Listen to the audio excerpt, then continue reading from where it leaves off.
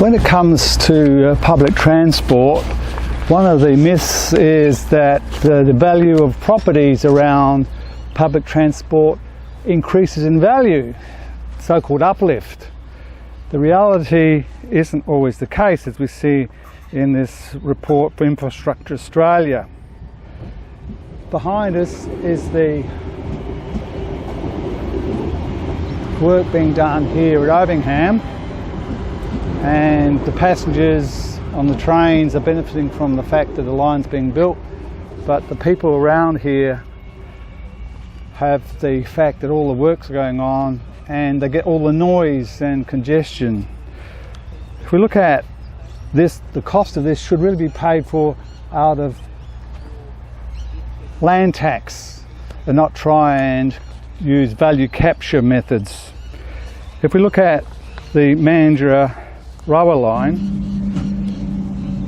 if you live within 500 metres of Manudurah stations, the value of the property went up 8.5% in the study, whereas citywide it went up 11.2%. If you lived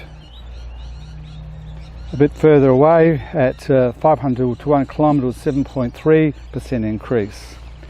Whereas with the Gold Coast light rail, if you live within 500 metres of the railway, the light rail in the Gold Coast, it went down by 4%.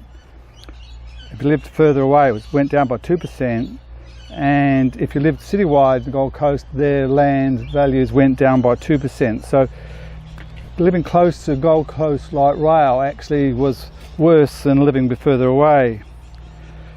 In the case of Regional Rail Victoria, which was from Rocky River near the western area of Melbourne metropolitan area through to the main station of the city, if you live within 500 metres of that line, the value went up by 0.7, whereas citywide it went up by 2.6%.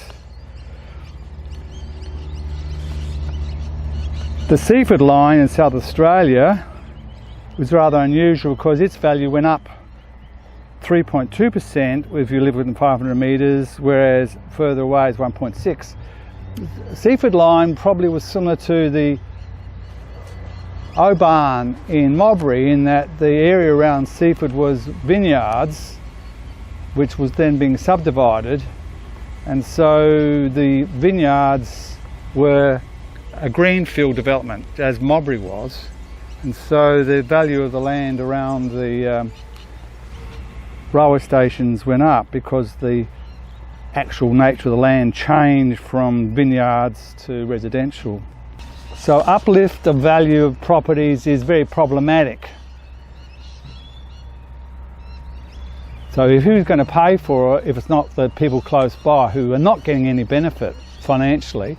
The answer, of course, must be the wider community, and the most effective way, as we've seen from the Premier of New South Wales, is to use value capture, to use land tax, not the value of the property built on top of the land, but the actual land value itself. So you've got two values here. You've got the improvements which go on top of these land and the actual land itself, and so land tax is not based on improved value, it's actually unimproved value.